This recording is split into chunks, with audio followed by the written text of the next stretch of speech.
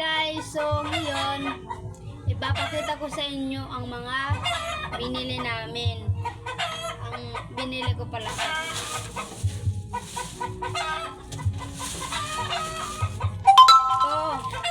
Ito yung binili ko para sa anak ko diaper. XL 15 na yung laman. Nasa 1.3. Ang galing to para sa kanya. Hindi siya nagkaka-rashes. Maganda din siya sa singit, guys. So, ito yung binibili namin. Maganda kasi to, guys, pang matagalan. Then, umila ko nito.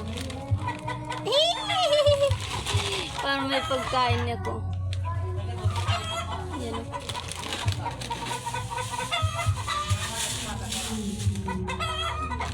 Ito rin. Biscuit para sa baby ko. Wait lang. Oh, dinila! So, ayan. Basta, marami pa akong binili. Bumili din kami ng bigas.